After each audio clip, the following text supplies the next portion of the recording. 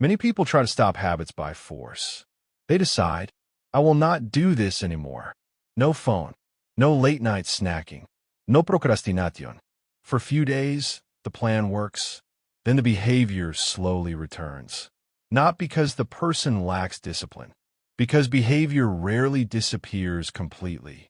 Most habits exist to fill a moment, a break, a pause, a small gap in the day. When you remove the habit, the moment still exists, and the brain searches for something to fill it. Let's look at Deepak. Deepak works as a sales executive in Indore. After dinner, he had a routine of scrolling through his phone for almost an hour.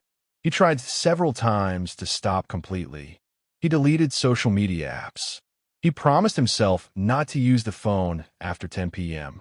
Each attempt worked briefly, but after a few days, the phone returned to his hand. The reason was simple. The time after dinner was empty. Deepak was sitting on the sofa with nothing specific to do. The brain looked for stimulation, and the easiest option returned. Instead of trying to remove the habit, we introduced a replacement. After dinner, Deepak made tea and read a few pages of a light book. Nothing serious, just casual reading. The phone still remained nearby, but the moment after dinner now had a different activity. The old behavior slowly reduced, because the time was no longer empty. This is how many behavior changes succeed, not by removing an action, but by replacing it. The brain accepts substitution more easily than elimination, because the routine structure remains intact. Only the activity inside the moment changes. This principle appears in many everyday routines. Replacing sugary drinks with water or tea. Replacing late-night television with quiet reading. Replacing idle phone time with a short walk. The goal is not perfection. The goal is redirection.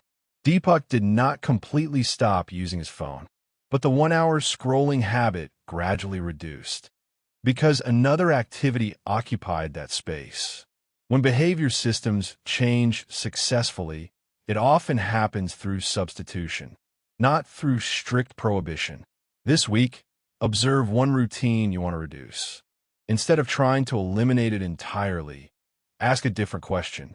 What can replace this moment?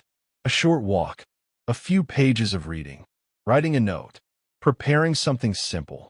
Choose a replacement that feels easy, not ambitious. The replacement does not need to be perfect.